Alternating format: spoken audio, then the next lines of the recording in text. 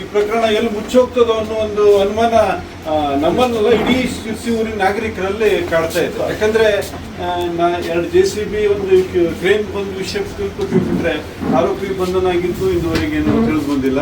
ಅಥವಾ ಈ ತನಿಖೆ ಪಕ್ಷ ಸದಸ್ಯರಿಗೆ ಎಲ್ಲರಿಗೂ ಮತ್ತೆ ಈ ನಮ್ಮ ಮೂಲಕ ಶಿರ್ಸಿ ನಾಗರಿಕರಿಗೂ ನಿಮ್ಮಿಂದ ಈ ತನಿಖೆ ಎಲ್ಲಿಗೆ ಬಂದಿದೆ ಅನ್ನೋ ಬಗ್ಗೆ ಒಂದು ಸಂಪೂರ್ಣ ಮಾಹಿತಿ ನೀಡಿದ್ರೆ ಅದ್ರ ಬಗ್ಗೆ ಮುಂದೆ ಏನು ಯಾರ್ಯಾರು ಇನ್ವಾಲ್ವ್ ಇದ್ದಾರೆ, ಯಾವ ಪಕ್ಷ ಸದಸ್ಯರು ಇರ್ಬೋದು, ನಗರಸಭಾ ಸದಸ್ಯರು, ಅಧಿಕಾರಿಗಳಿರ್ಬೋದು, ಯಾರೇ ಹೊರಗಿನ ವ್ಯಕ್ತಿಗಳಿರ್ಬೋದು, ನಿರ್ದಿಕ್ಷವಾಗಿ ಕ್ರಮ ಸರ್, ಅದೇ ನಮಗೆ ನಮ್ಮ ಉದ್ದೇಶ.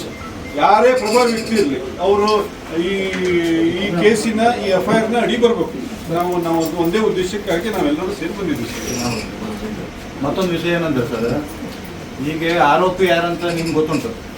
ಯಾಕಂದ್ರೆ ಈಗ JCB ಆಗಲಿ ಇದೊಂದು 2-3 ಕ್ರೇನು ಅದರ ತಗೊಂಡು ಬಂದಿದ್ರಿ. ಅವನು ಬಾಯಿ ಬಿಟ್ಟೇ ಬಿಡ್ತಾನೆ, ಇದು ಯಾರು ಮನುಷ್ಯ, ಇದು ಯಾರು ನಮ್ಮ ಪೇಮೆಂಟ್ ಮಾಡಿದ್ದಾರೆ ಅಂತೇಳಿ ಬಾಯಿ ಬಿಟ್ಟೇ ಬಿಡ್ತಾನೆ. ಆ ಆರೋಪಿಗೊಂದು ಒಳ ಹಾಕಿಲ್ಲ, ಆ ಕೆಲಸ ಆಗಿಲ್ಲ ಏನಂತ ಯಾಕೆ ಹೇಳ್ತೇನೆಂದರೆ, ಅವರು ಡೈಲಿ ದುಡ್ಕೊ ತಿನ್ನೋರು ಯಾರು, ಈ JCB ಅವರಾಗಲಿ ಕ್ಲೀನವರು ಯಾರೇ ಪಾಪದವರು.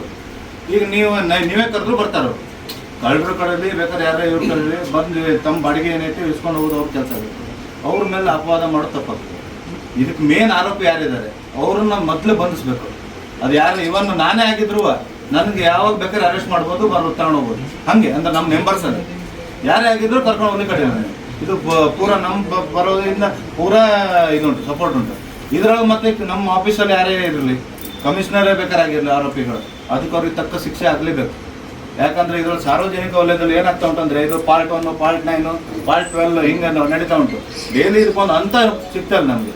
ಇದು ಆದಷ್ಟು ಬೇಗ ಇದ್ರದ್ದು ಅಂತ ಬೇಕು ನಮಗೆ. ಯಾಕಂದ್ರೆ ಇಲ್ಲಿವರೇ ತಗೊಂಡಿದ್ದು, ಈಗ ಗೊತ್ತಾಗ್ಬಿಡ್ತದೆ ಯಾರು ತಗೊಂಡಿದ್ದು, ಏನೋ ಯಾರು ತಗೊಂಡು ಅವ್ರಿಗೆ ಕೊಟ್ಟಿದ್ದಾರೆ, ಯಾರು ತೆಗೆದುಕೊಟ್ಟಾರ ಅನ್ನೋದು. ಅದ್ರ ಇಲ್ಲಿಂದ ಇಲ್ಲಿರೋರಿಗೆ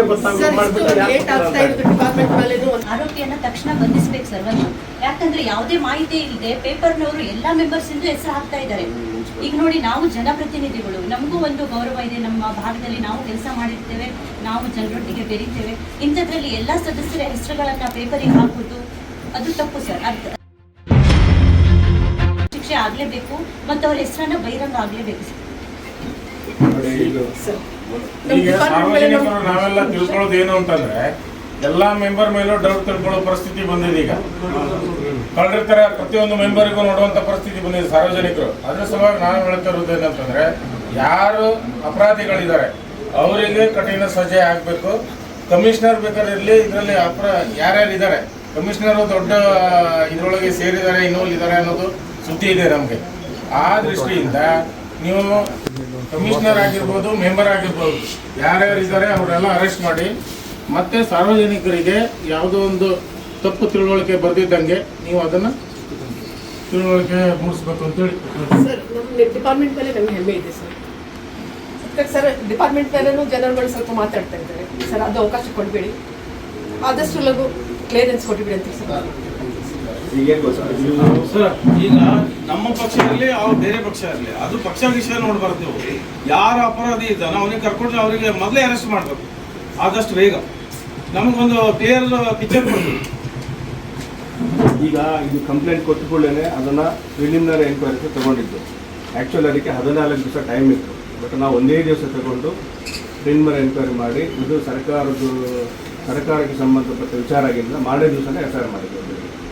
FIR ಮಾಡಿಬಿಟ್ಟು ಕೇಸ್ ರಿಜಿಸ್ಟರ್ ಮಾಡಿ, ಅದೇ ಕೂಡಲೇ 2 ಟೀಮ್ ಮಾಡಿ ಕಳಿಸಿದ್ರೆ ಇನ್ನೂ ಸಹ ಟೀಮ್ನವರು ಅಲ್ಲೇ ಇದ್ದಾರೆ. ಒಂದು ಟೀಮ್ ಶಿವಮೊಗ್ಗ ಜಿಲ್ಲೆಯಲ್ಲಿದೆ, ಒಂದು ಕೃಷ್ಣಗಿರಿಗೆ ಹೋಗಿದ್ದಾರೆ, ಒಂದು ಟೀಮ್ ಅಲ್ಲಿ ಹೋಗಿದ್ದಾರೆ.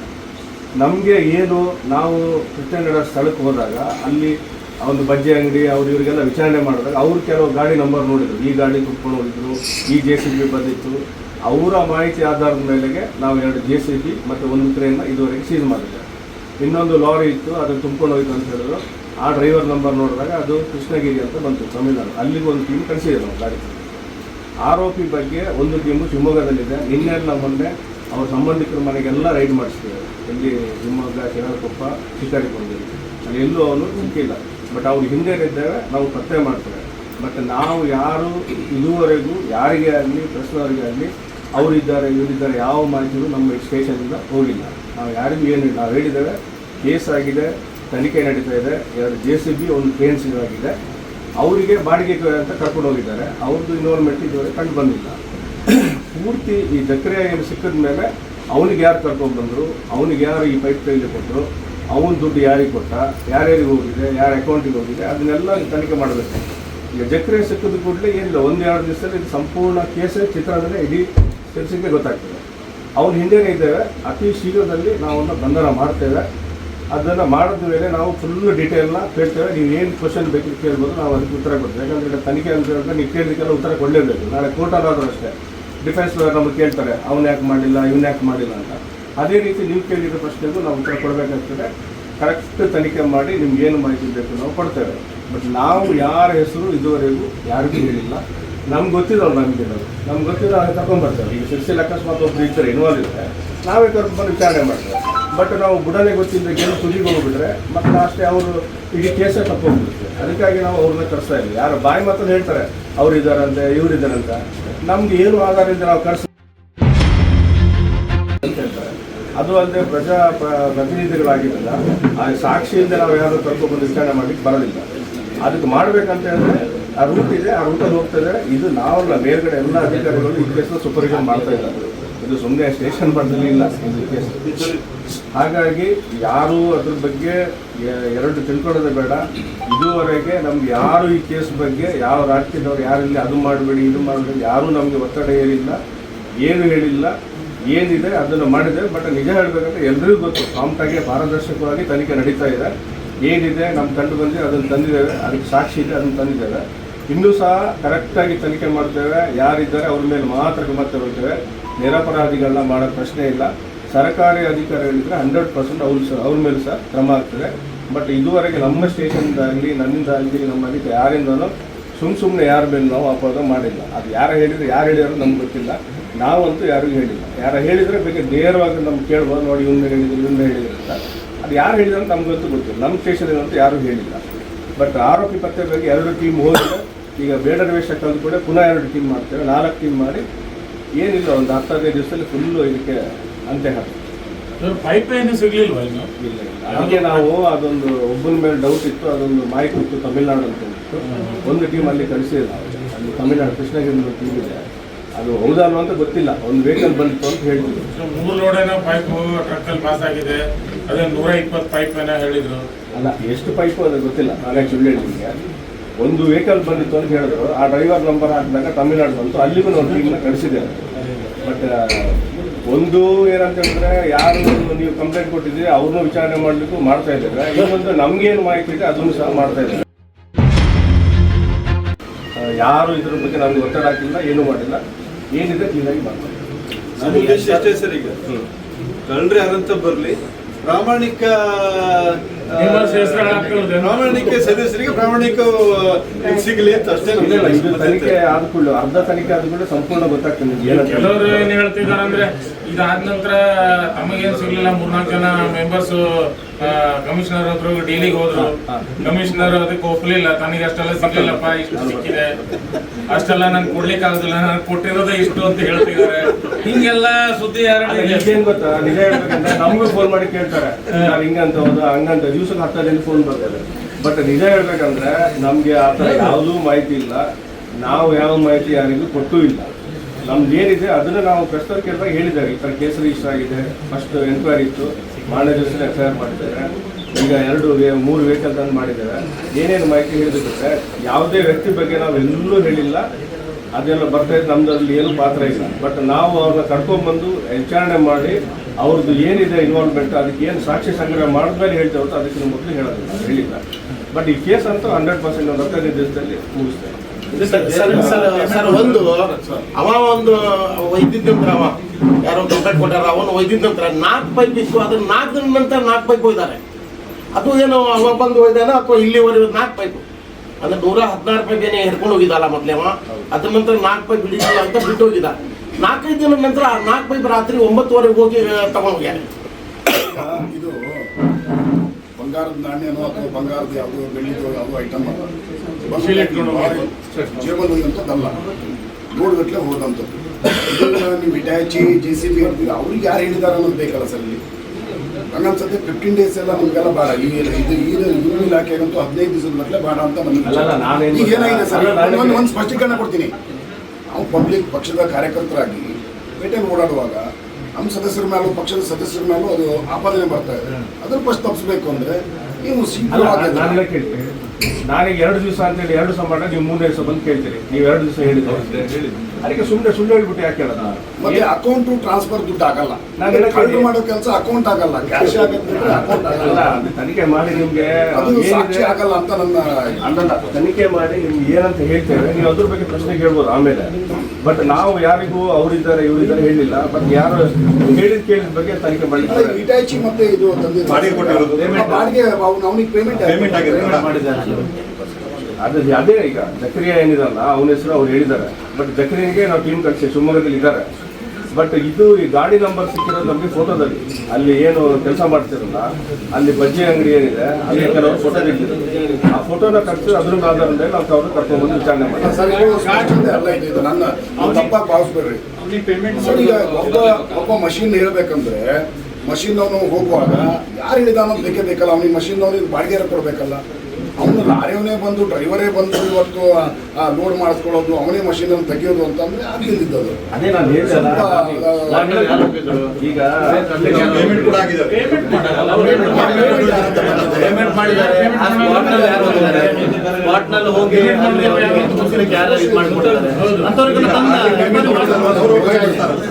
ಸ್ಪಾಟಲ್ಲಿ ಹೋದವ್ರು ಇರ್ತಾರಲ್ಲ ಅಂಥವ್ರಿಗೆಲ್ಲ ಕರೆಸಿಬಿಡ್ತಾರೆ.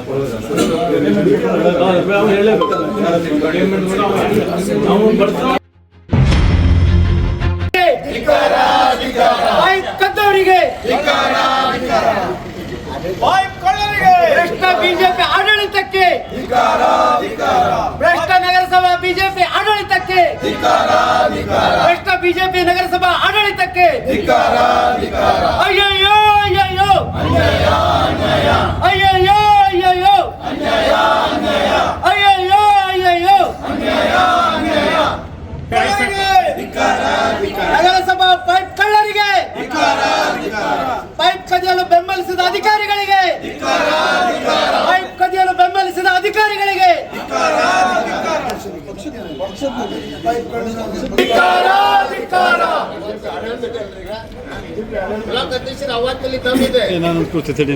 ಬಿಜೆಪಿ ನಗರಸಭಾ ಆಡಳಿತಕ್ಕೆ, ಭ್ರಷ್ಟ ಬಿಜೆಪಿ ನಗರಸಭಾ ಆಡಳಿತಕ್ಕೆ, ಭ್ರಷ್ಟ ಬಿಜೆಪಿ ನಗರಸಭಾ ಆಡಳಿತಕ್ಕೆ, ಭ್ರಷ್ಟ ಬಿಜೆಪಿ ನಗರಸಭಾ ಆಡಳಿತಕ್ಕೆ, ಭ್ರಷ್ಟ ಬಿಜೆಪಿ ನಗರಸಭಾ ಆಡಳಿತಕ್ಕೆ ಪೈಪ್ ಕದಿಯಲು ಬೆಂಬಲಿಸಿದ ಅಧಿಕಾರಿಗಳಿಗೆ, ಪೈಪ್ ಕದಿಯಲು ಬೆಂಬಲಿಸಿದ ನಗರಸಭಾ ಅಧಿಕಾರಿಗಳಿಗೆ ಬೇಕೇ ಬೇಕು.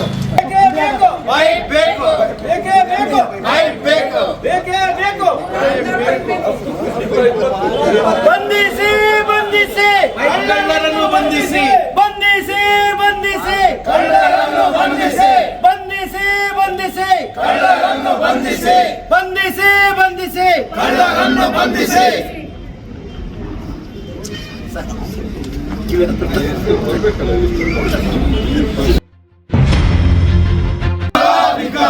ನಗರಸಭಾ ಬಿಜೆಪಿ ಆಡಳಿತಕ್ಕೆ, ನಗರಸಭಾ ಬಿಜೆಪಿ ಭ್ರಷ್ಟ ಆಡಳಿತಕ್ಕೆ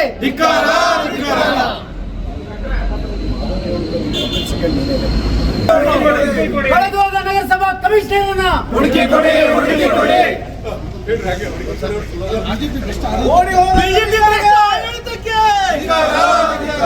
ನಗರಸಭಾ ಭ್ರಷ್ಟ ಬಿಜೆಪಿ ಆಡಳಿತಕ್ಕೆ, ನಗರಸಭಾ ಭ್ರಷ್ಟ ಬಿಜೆಪಿ ಆಡಳಿತಕ್ಕೆ ಶಿರ್ಸಿ ನಗರಸಭೆ ಅಲ್ಲ, ಇಡೀ ರಾಜ್ಯಾದ್ಯಂತ ಈ ಶಿರ್ಸಿ ನಗರಸಭೆಯ ಪೈಪ್ಲೈನ್ ಕಳ್ಳತನ ಪ್ರಕರಣ ಅಧ್ಯಕ್ಷರನ್ನ ಕಮಿಷನರ್ನ ಆಗ್ರಹಿಸಿದಾಗ ಅದೇ ದಿವಸ ಪ್ರಕರಣ ಕೂಡ ದಾಖಲಾಯಿತು. ಆದರೆ ಆ ಪ್ರಕರಣ ಯಾವ ಹಂತಕ್ಕೆ ಹೋಗಿ ಮುಟ್ಟಿದೆ ಅಂತ ನಮಗಿನ್ನೂ ಕಂಡು ಬರ್ತದೆ. ಯಾಕಂದರೆ 15 ದಿವಸ ಆದರೂ ಕೂಡ 2 JCB ಒಂದು ಕ್ರೇನು ಜಪ್ತಿಯಾಗಿದೆ ಬಿಟ್ಟರೆ ಮೂಲ ಯಾರು ಕಳ್ಳರು ಅದಕ್ಕೆ ಯಾರ್ಯಾರು ಸಾಮೇಲಿದ್ದಾರೆ, ಯಾವುದೇ ನಗರಸಭೆ ಸದಸ್ಯರಿರ್ಬೋದು, ಯಾವುದೇ ಅಧಿಕಾರಿಗಳಿರ್ಬೋದು, ಅದು ನಮಗೆ ಸಂಬಂಧಪಟ್ಟಿದ್ದಲ್ಲ. ಸ್ಪಷ್ಟವಾದ ನಾವು ನಮ್ಮ ಎಲ್ಲ ಸ್ಪಷ್ಟವಾದ ಅಭಿಪ್ರಾಯ ಇಷ್ಟೇ. ನಮ್ಮ ಒಂದು ಬೇಡಿಕೆ ಇಷ್ಟೇ, ಯಾರು ಇನ್ವಾಲ್ವ್ ಇದ್ದಾರೆ, ಸದಸ್ಯರಿರ್ಬೋದು, ಅಧಿಕಾರಿಗಳಿರ್ಬೋದು, ಯಾರೇ ಹೊರಗಿನ ವ್ಯಕ್ತಿಗಳಿರ್ಬೋದು, ಅವ್ರ ಮೇಲೆ ನಿರ್ದಾಕ್ಷಿಣ್ಯ ಕ್ರಮ ಆಗಿ ಕಾನೂನು ಪ್ರಕಾರ ಯಾವ ರೀತಿ ಅವ್ರ ಮೇಲೆ ಕ್ರಮ ಆಗಬೇಕು, ಶಿಕ್ಷೆ ಆಗಬೇಕು, ಅದನ್ನು ಮಾಡಲಿಕ್ಕೆ ಜಿಲ್ಲಾಡಳಿತ, ತಾಲೂಕು ಆಡಳಿತ, ವಿಭಾಗಾಡಳಿತ ನೀವೆಲ್ಲರೂ ಸೇರಿ ಅದಕ್ಕೆ ಮುಂದಾಗಬೇಕು ಅಂತ ನಾವು ಮಾಡಲಿಕ್ಕೆ ಇವತ್ತು ಒಂದು ಸಿಗುತ್ತೆ. ನಾವು ಆಗ್ರಹಿಸೋದು ಏನಂದರೆ ನೋಡಿ, ಎಷ್ಟು ದಿವಸ ಆದರೂ ನಗರಸಭೆ ಇಷ್ಟು ವರ್ಷ ಸ್ಟಾರ್ಟ್ ಆಗದೆ, ಇವರು ಬರೇ PDಗೆ ಒಂದು ಹೇಳಿದ್ದೇನೆ ಅಂತಾರೆ, DC ಅವ್ರಿಗೆ ಹೇಳಿದ್ದೇನೆ ಅಂತಾರೆ, ಡಿಪಾರ್ಟ್ಮೆಂಟಿಗೆ ಇನ್ಫಾರ್ಮ್ ಮಾಡಬೇಕು, ಡಿಪಾರ್ಟ್ಮೆಂಟ್ಗೆ ಇನ್ಕ್ವೈರಿ ಆಗಬೇಕಲ್ಲ ಮೇಡಮ್. ಯಾವುದೇ ಒಂದು ನಗರಸಭೆ ಅಧ್ಯಕ್ಷ ಇಷ್ಟರೊಳಗೆ ಒಂದು ತುರ್ತು ಸಭೆ ಕರಿಬೇಕಾಯ್ತು, ಹಿಂಗೆ ಆಗದೆ ಈ ಸಮಸ್ಯೆ ಆಗಿದೆ. ಕೋಟಿ ಗಂಟೆ ರೂಪಾಯಿದು ಮಾಲ್ ಕಳ್ತನ ಆಗಿದೆ, ನಗರಸಭಾ ಸದಸ್ಯರಿಗೆ ಗೊತ್ತಿರಂತ ಮೇಡಮ್. ನಾವು ನೀವು ಬಂದು ನಿಮ್ಗೆ ಇಷ್ಟು ಪೊಲೀಸ್ ಡಿಪಾರ್ಟ್ಮೆಂಟ್ ಅವ್ರ ಹತ್ರ ಕೇಳ್ತೀವಿ, ನಾವು ನಿಮಗೆ ಕೇಳ್ತಾ ಇದ್ದೀವಿ. ನಿನ್ನೆ ಒಂದು ಪೊಲೀಸ್ ಪ್ರಕರಣ ಆಯಿತು, 500 ರೂಪಾಯಿ ಲಂಚ ತಗೊಂಡಿದ್ದಾರೆ ಅಂತ. ಸಂಜೆ ಒಳಗಡೆ ಅವರನ್ನು ಅಮಾನತ್ನಲ್ಲಿ ಇರ್ತಾರೆ. ಈ ಪ್ರಕರಣ 20 ದಿವಸ ಆಗಿದೆ. ನೀವು ಇಲಾಖೆಯಿಂದ, ನೀವು ತಾಲೂಕಾ ದಂಡಾಧಿಕಾರಿಯಾಗಿರೋದ್ರಿಂದ ಇಲ್ಲಿ ಏನು ಮೀಟಿಂಗ್ ಮಾಡಿ ಯಾರ ಮೇಲೆ ಆಕ್ಷನ್ ತಗೊಂಡಿದ್ದೀವಿ ಅಂತ ನಾವು ಕೇಳ್ತಾ ಇರೋದು ಮೇಡಮ್.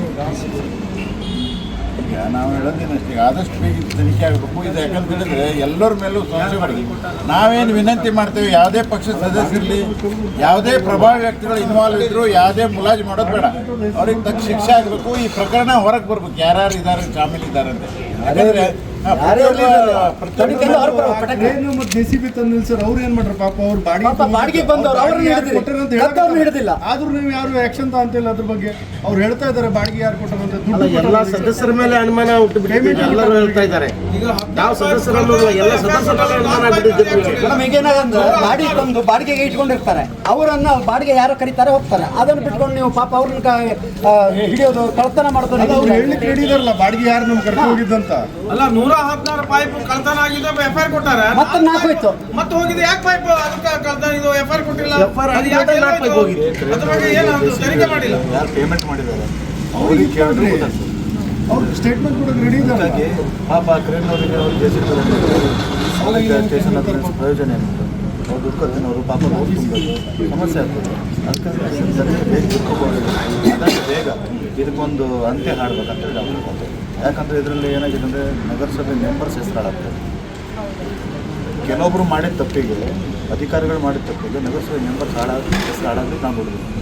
ಅದಕ್ಕಾಗಿ ನೀವು ಆದಷ್ಟು ಬೇಗ ಇಟ್ಕೊಂಡು ತನಿಖೆಗೆ ತೋರಿಸಿ ಇದಕ್ಕೊಂದು ಅಂತ್ಯ ಹಾಡಬೇಕಂತ ನಾನು ಮತ್ತೆ ಕೇಳ್ಕೊಳ್ತೀನಿ. ಆಗಮಿಸಿ ನಮ್ಮೆಲ್ಲ ಅಹವಾಲು ಕೇಳಿದ್ದಕ್ಕೆ ತಮಗೆ ಧನ್ಯವಾದ. ಅಲ್ಲ ಮೇಡಮ್, ನಿಮ್ಮ ಕೂಡ ಮಾಧ್ಯಮ ಮಿತ್ರರ ಮೂಲಕ ನಮಗೆ ಬೆಳಕಿಗೆ ಬಂದಿದ್ದು, ವಾಟ್ಸಪ್ ಸಂದೇಶದ ಮೂಲಕ ನನಗೆ ಗೊತ್ತಾಗಿದ್ದು.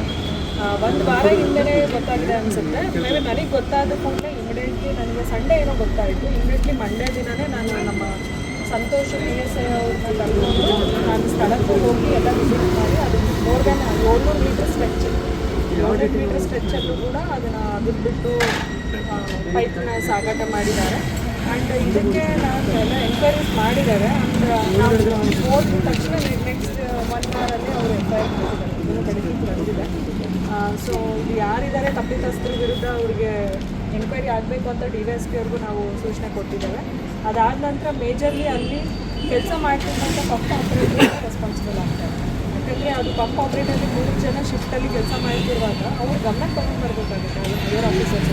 ಯಾಕಂದರೆ 1 ವಾರ ಆದ ನಂತರ ಅವ್ರು ತೊಗೊಂಡು ಬಂದು 1 ವಾರ ಆದ ನಂತರ ಕಂಪ್ಲೇಂಟ್ ಕೊಡ್ತಾ ಇದ್ದಾರೆ ಅಂದರೆ what was pump operator was pump operator major work ಅಲ್ಲಿ ಇರುತ್ತೆ. ಏನೇ ಆದರೂ ಅಥವಾ ಟೆಂಡರ್ ಮುಖಾಂತರ ಮಾಹಿತಿ ಕೇಳಬೇಕಾಗಿತ್ತು, ಕೇಳದಿರೋ ತಪ್ಪಾಗಿದೆ. ಸೊ ಅವರು ಕೂಡ ರೆಸ್ಪಾನ್ಸಿಬಲ್ ಮಾಡಿ ಅಂತ ಹೇಳಿದ್ದೇನೆ. ನಾವು DSP ಅವ್ರಿಗೂ ಕೂಡ ಸೂಚನೆ ನೀಡಿದ್ದೇನೆ. ಆಲ್ರೆಡಿ ಇಮಿಡಿಯೇಟ್ಲಿ ನಮಗೆ DC ಮೇಡಮ್ ಕೂಡ ಇನ್ಫಾರ್ಮೇಷನ್ ಕೊಟ್ಟಿದ್ದಾರೆ. ಅವ್ರ ಇನ್ಫಾರ್ಮೇಷನ್ ಕೇಳ್ತಾ ಇದ್ದಾರೆ, ಇನ್ಸ್ಟ್ರಕ್ಷನ್ಸ್ ಕೊಟ್ಟಿದ್ದಾರೆ. FIR ಆಗಿದೆ, ಬೇಗ ತನಿಖೆ ಆಗಿ ಯಾರು ತಪ್ಪಿತಸ್ಥರು ಇದ್ದಾರೆ, ಅಧಿಕಾರಿಗಳೇ ಆಗಿರ್ಬೋದು, ಸದಸ್ಯರೇ ಆಗಿರ್ಬೋದು, ಅಥವಾ ಇನ್ನೂ ಯಾರೇ ಹೊರಗಿನವ್ರ ಪಬ್ಲಿಕ್ಕೇ ಆಗಿರ್ಬೋದು, ಇವರೇ ಅಂತ ನಾವು ಹೇಳೋಕ್ಕಾಗಲ್ಲ, ತನಿಖೆ ಮುಖಾಂತರ ಗೊತ್ತಾಗುತ್ತೆ. ಸೊ ತನಿಖೆ ಆದ ತಕ್ಷಣ ಇಮಿಡಿಯೇಟ್ಲಿ ಎಂಪ್ಲಾಯೀಸ್ ಅವರಿಗೆ ಅವ್ರಿಗೆ ನೀವು ಹೇಳ್ದಂಗೆ ಡಿಂಗ್ ಆಗುತ್ತೆ, ಅವ್ನು ಬೇರೆಯವರಿಗೆ FIR ಕೊಟ್ಟಿದ್ದೆಲ್ಲ ಹಾಗೆ ಆಗುತ್ತೆ. ಆ ಪ್ರೊಸೀಜರ್ನ ಫಾಲೋ ಮಾಡೋದಕ್ಕೆ ಮೇಡಮ್ ಇಲ್ಲಿಂದ ಓಡೋಗಿದ್ದಾರೆ, ನಾವು ಬರ್ತೀವಿ ಅಂತ. ಅವರು ಆಥರೈಸ್ಡ್ ಆಬ್ಸೆಂಟ್ ಆಗಿದ್ದು ಅಂದರೆ ಅವ್ರು PDO ಪರ್ಮಿಷನ್ ಕೊಟ್ಟಿದ್ರೆ ಏನು ತೊಂದರೆ ಇಲ್ಲ, ಇಲ್ಲ ಅಂದರೆ ಮತ್ತೊಂದು ನೋಟಿಸ್ ನಾನು ಇವತ್ತು ಕೊಡ್ತೀನಿ. Okay madam. ಯಾಕಂದರೆ ಇದೇನಾಗ್ತದೆ ಅಂದರೆ ಕಮಿಷನರ್ ಜಾಗದಲ್ಲಿ ಇಲ್ಲ ಅಂದರೆ